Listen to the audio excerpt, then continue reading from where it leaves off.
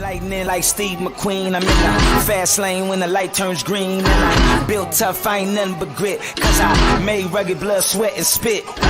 Yeah, like a horse I fly. Better push yourself in for a bumpy ride. I like to play hard, but I work harder. And I weather the storm cause I'm built stronger.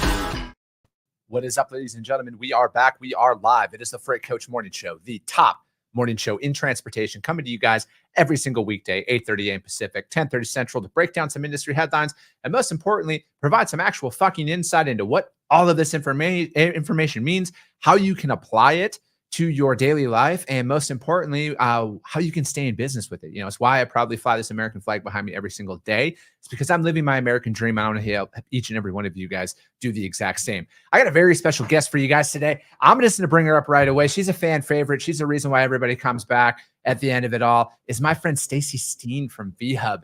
What is up, Stacy? Hi, Chris. Not too much. How are you? I'm doing well. I'm ready to hit this it's Tuesday morning. Yeah. For the record. Stacy and I were talking before we started recording about how, like, I don't even know what day of the week it is sometimes, and the importance of having a schedule and everything and staying on task, because I think like time management is something that is so often overlooked as like an actual skill set, because, you know, again, it's like you can be busy, but it doesn't mean you're productive. At least that's what I go through every day. Yeah, 100%. Thank goodness for the calendars that we have. But yeah, time management is something that is super important. And I think that it helps us evolve and get better in what we do every day. 100%. Bob, what's going on, my man? Good morning out to you. And yeah, so let's jump in. I mean, obviously, you've been on the show multiple times now. And like, what's new in your world? Like, what is VHub? What's the news about you guys coming out here? It's easier for you guys to say, because there's some big stuff that's coming out here soon. There is. I'm not sure how much I can say, but I know, don't say too much, and I don't want to get in trouble. I don't want JD to yell at me. Well, you know what? We'll just we are very excited. So in 2 weeks, VHub 2.0, as we are calling it, is coming out. So if you are not already a member and you would like to sign up, our marketing team is sending emails to our current member base. So it is very exciting. Internally, we are so excited. This is going to change the industry. I've been in transport now for, oh my goodness, 8 years, and this is the first time that something like this is coming, and it's just, we're very, very, very excited, and I'm very excited, but I don't want to say too much. No, for sure, because, you know, it's big news that's coming out. I am not privy to all information as well, but I know that it's going to make the experience that much more effective, because, you know, keeping people in business is something that I'm very passionate about. I know VHub is very passionate about. It's one of the main reasons why we kind of connected in the first place about working together about this, is to keep people moving. You know, like, there are so many obstacles that the driver community has to go through from a business standpoint. And then you throw in everything else on top of it. And then it's like a small trucking company. If they're in the shop, like, they should never have to shut their operation down because a trailer is in the shop, and then they lose out on all that revenue. It's like you have a working truck, but you don't have a trailer. And it's like, and then can you go out there and find a rental for a week? And is it going to be readily available? You just never know what's out there. And that's like what I love about it. So, you know, we got our daily shout outs here with what you guys are working with. So the Perigold, Arkansas to Orting, Washington, you know, they get paid $15.50 to do this. And that's on top of the freight that they can load this trailer out with, right? Of course, yes. So they get paid $15.50 just to take an empty trailer, move it from Arkansas to Washington, and whatever freight they have along the way. So if they have one load or 5 different loads that need to be picked up, as long as it gets there in the time frame that asset owner allotted, they're good to go. So they can have 5 loads within that trip in those 14 days, or as many as they want, but they just have to get it there for the specific one within the 14 days. No, definitely. And that's key, because, you know, that's just additional revenue right now to help offset the fuel costs, which are up there. And then we also got San Diego to Selma, Texas. They're getting $800 to do that. And, you know, that's like roughly 1,000 miles, a little, you know, give or take, out there. So that, you know, again, it's anything that can help. And then they also have San Diego going out to Millbury, Ohio. You get $600 to do that. San Diego going up to Spokane, Washington, which anything in the Pacific Northwest right now is a massive freight market for outbound. So it's like right now you want to get up into that area and there's a ton of opportunity. And then, you know, $600 to do this. And then we got Milton, Ontario to Montreal for $250 Canadian. So any of my Canadian friends who are currently watching, which I know you guys are, that's what's available. You guys, so hit them up. You can literally hit up Stacy. I tell you guys to hit up Stacy, and here she is.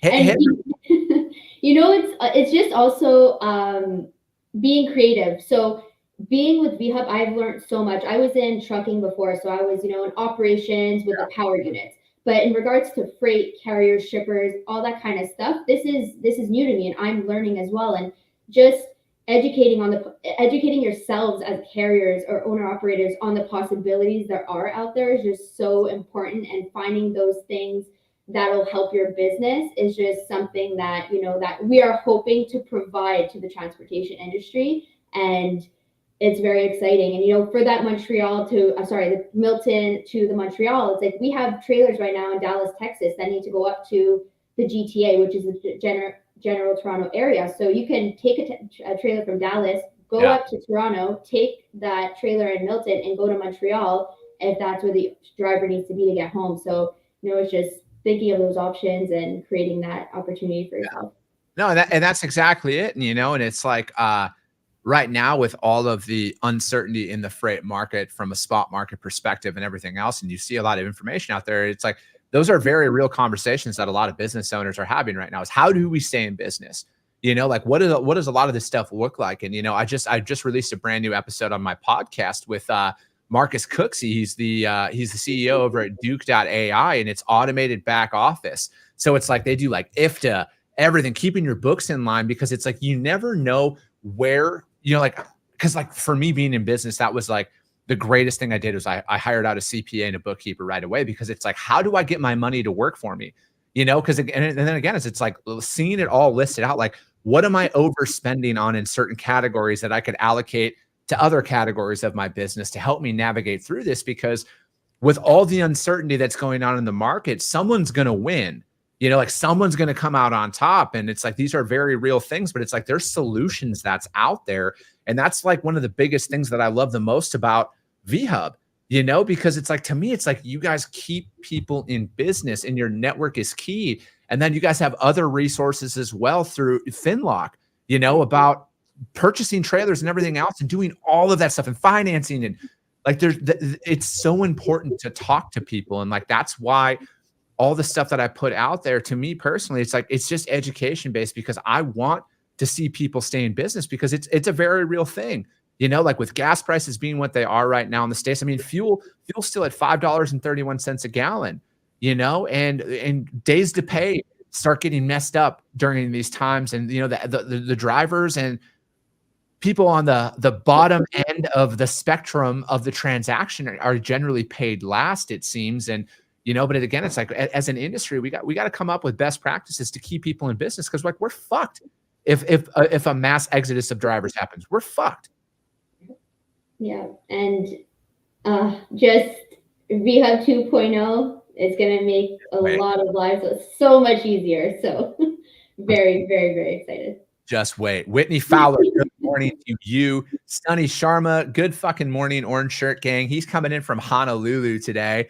He is, I mean, what is it, like 5 a.m. out there right now, Sunny? It's super early out in Hawaii. But why do you care? You're on island time, man. It's sun up to sundown, baby. That's the only way you roll out there. So there's some pretty interesting headlines we're going to talk about today. I was kind of, I don't know, I saw this news break on Sunday, or maybe it was over the weekend, but the article was from FreightWaves, and it's reported federal probes reignite concerns over TuSimples China dealings. A report from multiple federal probes of autonomous trucking developer TuSimple Holdings is reawakening concerns of coziness that China led the U.S. government to take limited oversight of the company in February. The FBI, the Securities and Exchange Commission, and the Committee on Foreign Investment are looking into their dealings with Hydron, a China-based company founded by TuSimple co-founder and former CEO and executive chairman Mo Chen. Hydron plans to take hydrogen-powered autonomous trucks that TuSimple is looking into buying. The government wants to know whether and how much of the San Diego-based TuSimples intellectual property was shared with that. And then the revelations come as TuSimples seeks a possible sale or spinoff of its Chinese business, a split that would help mollify CFIUS. I don't know what that acronym stands for. Concerns about technology and transfer between the U.S. and China businesses, and they're expected to update those plans. You know, it's I don't know what to take away from this, really, because there's a lot of information that is coming out with this article, and I think that a lot of it is going to boil down to how deep, like how much information did they have, what intellectual property is there, and it's sharing that technology. It's interesting. Yeah. Honestly, with autonomous trucking, I'm not super knowledgeable on that. You know, I don't keep up with it, but I think that is pretty far in the future. With the transport industry, in my opinion, like we are just getting used to the new technologies, you know, that we are putting out there. So autonomous trucking, I'm like, in my mind, it's so far ahead because I'm like, right now we're getting used to just the simpler things that people are starting to get used to. So yeah, I don't know. I didn't really know what to take away from this either. It's interesting, and there's so much in that article, but yeah. It's, you know, because it's a surprise succession is what, they're talking about. And it elevated co-founder to CEO and chairman. That followed a conclusion that two Chinese directors with ties to China technology giant Sinocorp left the TuSimple board when their terms expired, and Chen stepped down as TuSimple executive chairman at the time and launched Hydron in June. So it's, one might ask, what is this tech guy doing in operations? They said, and then after you run a tech place where you can work out the redundancy, the next stage is commercialization, and nobody in the industry is addressing this, the elephant in the room. And that humor, this guy came from rival Aurora Innovation, which is pursuing both ride-hailing autonomous cars and commercial trucking. Before that, it rising through changes. All right. And then it also talks about highway mishap spawns legal actions instead of routinely issuing news releases about operational milestones, as some of its competitors do. TuSimple keeps its head down, or tries to. It says that TuSimple celebrated its first successful driverless pilot that covered, 80 miles west. I remember this one because it happened between Tucson and Phoenix, and it was like a closed down road. Like they had police escorts and everything on it, which again, I know, like depending on where they are in the development phase of it. Let me see here. And then less than 5 months later, a Navistar International upfit with TuSimples Class 4 autonomous system responded to an old commuter command when a safety driver activated the autonomous system. The truck jerked to the left of the I-10 traffic near Tucson, striking a concrete median. A driver tried to wrest control of the truck, and that they temporarily grounded their fleets and everything. So it's like, I know critics are always going to like fucking jump all over a lot of this stuff. And I'm not the biggest fan of autonomous trucks at all, because I feel like it's a good idea for some form, but like we are so far off, because again, it's like the marketing says one thing, but the reality is stating something very, very different right now.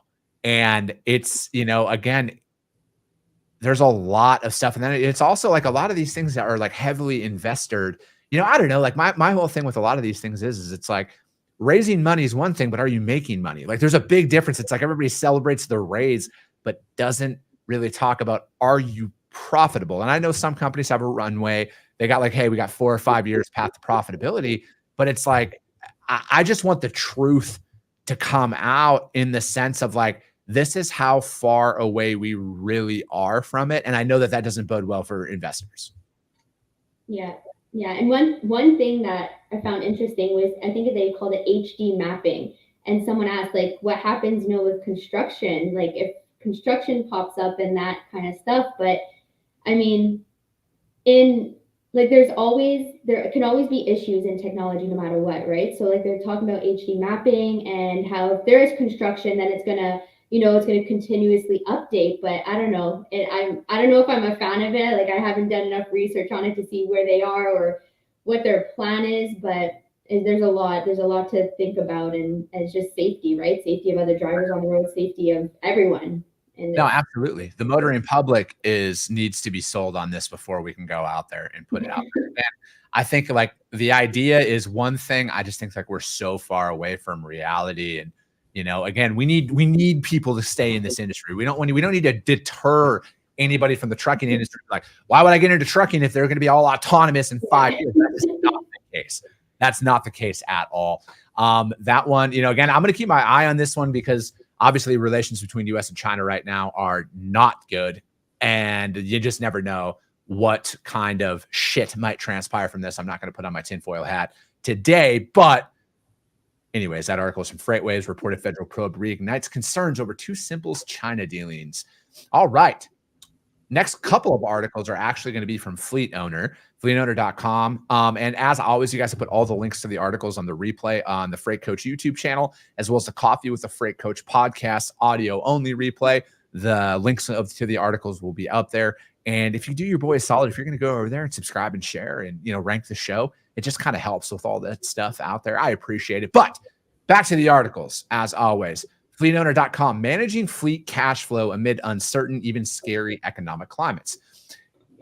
Okay, they had a pun in there, dad joke, because of it was written on Halloween. So it's the spookiest time of the year. As a dad joke aficionado, I chuckled at that. But anyways, the time that marks the end of the harvest and brings the beginning of a dark, cold winter.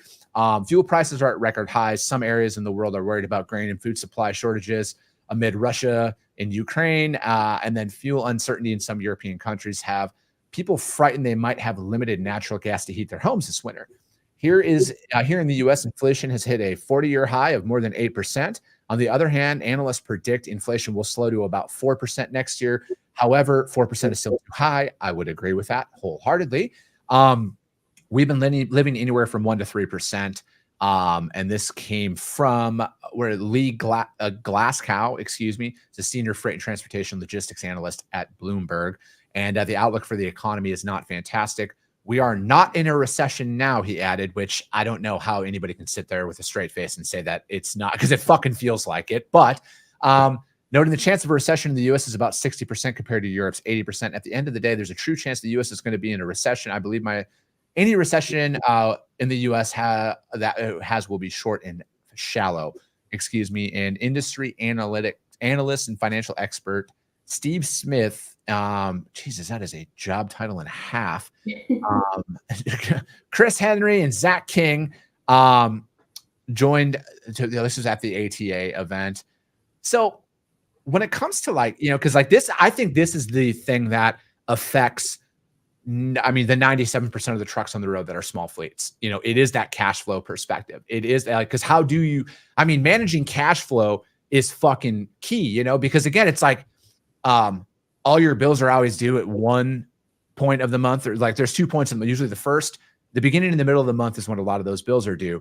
And then as shit trickles in throughout, days to pay get extended and everything else. And the bank doesn't care, so it's like, the bank doesn't care that your receivables are starting to age and everything else. And that's what I want to see, a very coordinated effort by the brokerage community out there, is how do we get carriers paid faster? Because at the end of the day, as a broker myself, I don't have a product if I don't have trucks to haul my customers' freight. So it's like, how do we work on that? And, one of the worst kept secrets that are out there is that, everybody always wants to talk like, oh, brokers make all of this money on the freight, which the reality is that's not always the case. Yes, are there instances where brokers make a lot of money? Of course there are, but there's instances when carriers make a lot of money as well. So it's kind of that give and that take, but it's like, as a broker, we're a glorified bank for the most part, because our customers might have payment terms of 60 days and we got to get our carriers paid in 30 days. So sometimes we're floating millions of dollars of exposure over a 30-day period. But again, it's like, we got to get our carriers paid because they're the ones who have to spend $1,100 to $1,200 every 3 days to fill up their truck and everything else. So managing cash flow is so key. And it's like, I want a heavier emphasis on that education piece of this, because again, there's no playbook to this stuff. Yeah. I think that's, I don't even know how to word this, but I think that is just a major not issue, but just something, an obstacle that many companies have to overcome, right? Is if you need payment before paying out a carrier or broker, then it's like you're waiting on other people. But also being able to pay your customers, your carriers, or your brokers faster.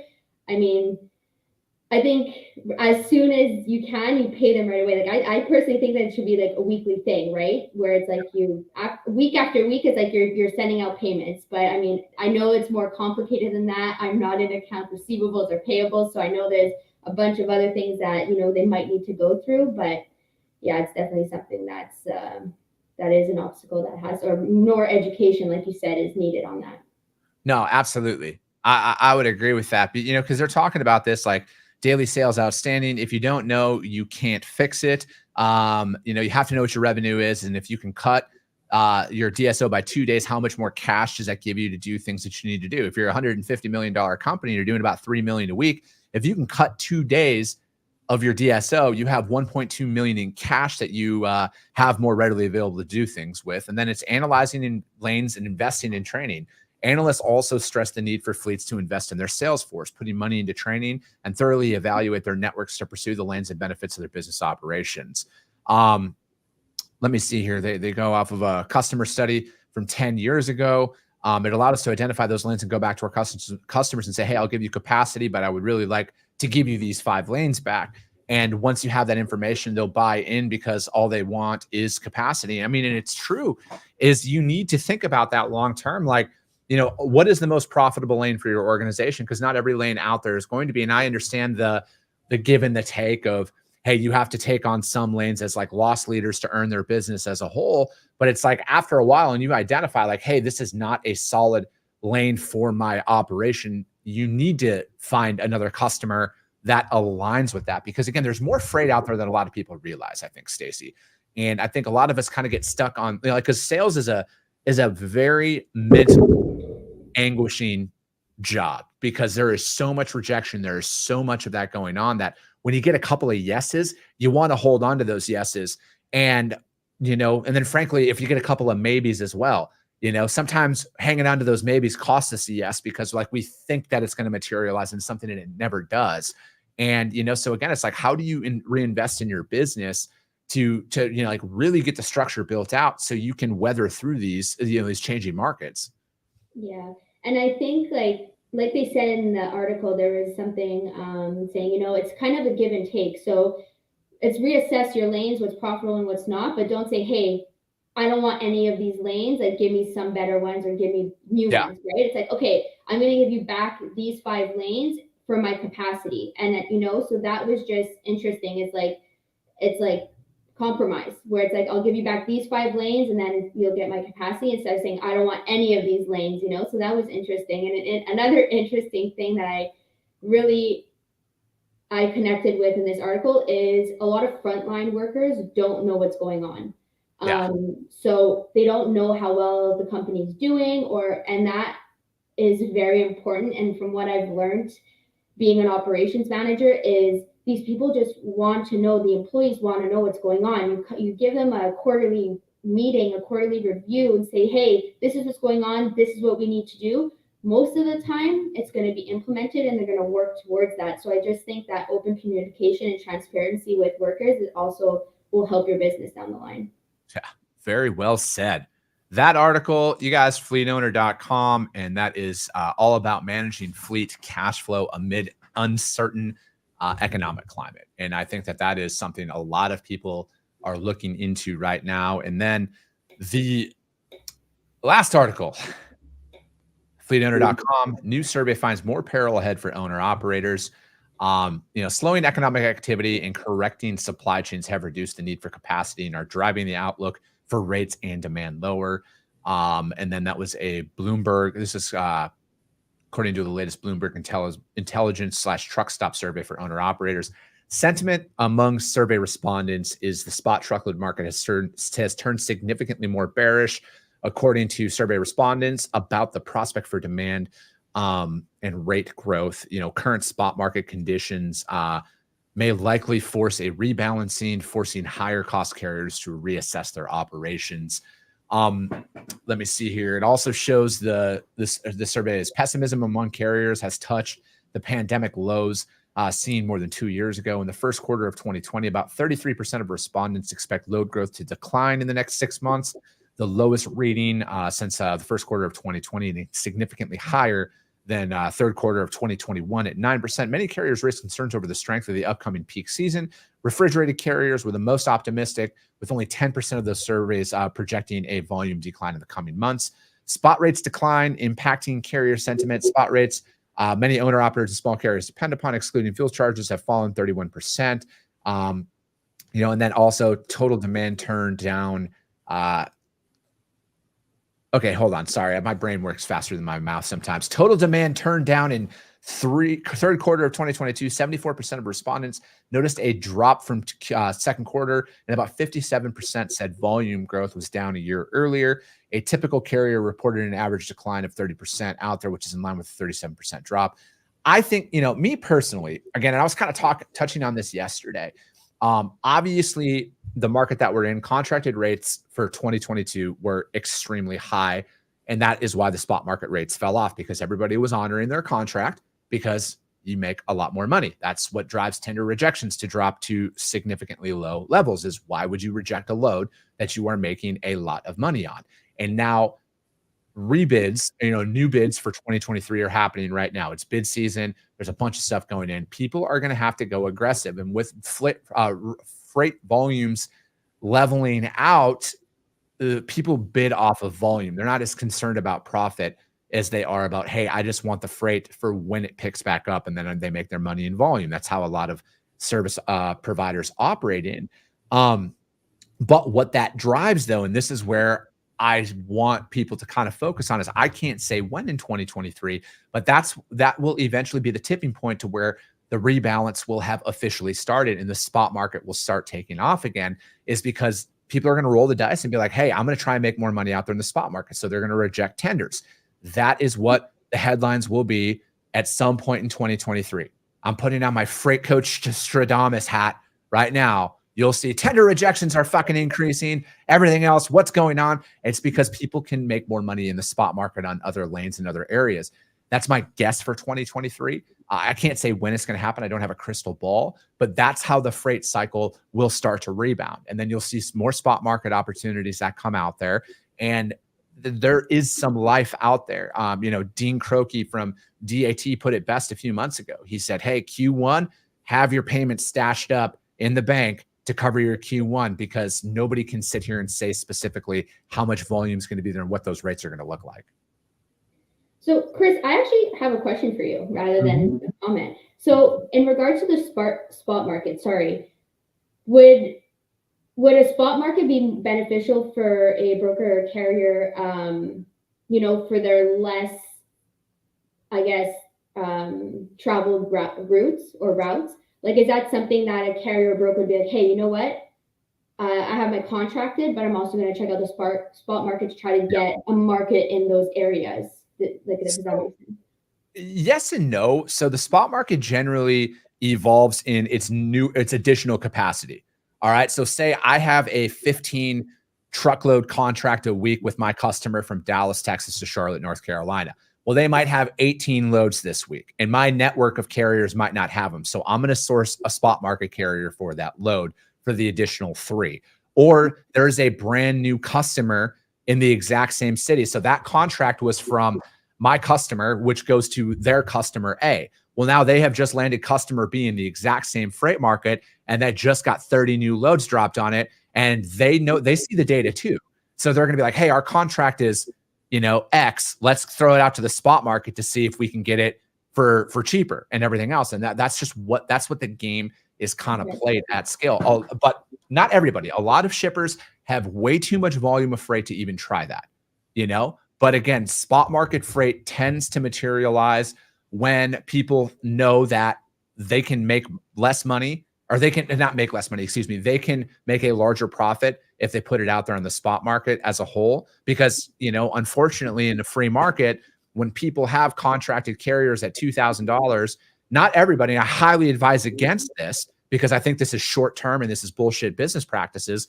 But if you have a carrier who's performing at you at $2,000 and the spot market's at 1,800, I don't believe in the reward of an additional couple $100 a load because of the risk that's associated with going out there to an unfamiliar carrier who, you know what, might not be the best fit for your customer and for you as a whole. But I think a lot of people kind of get short-sighted with that.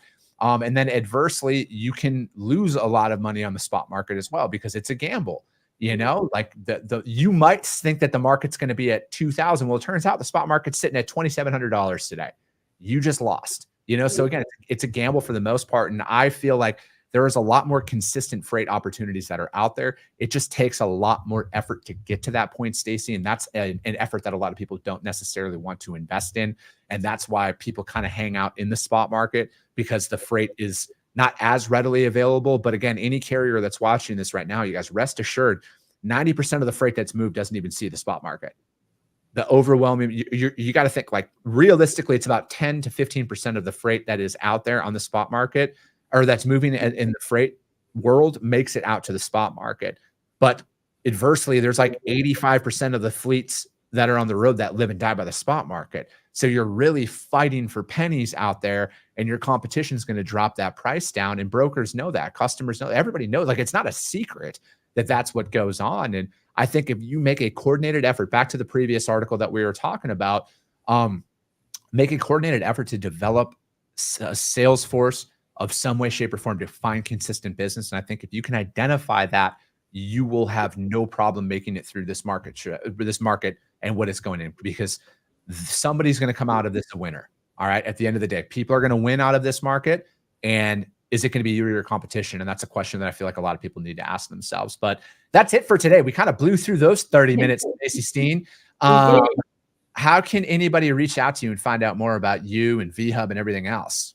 You can reach out to me on LinkedIn, direct message, and I will be happy to help assist or get you onboarded if you are interested.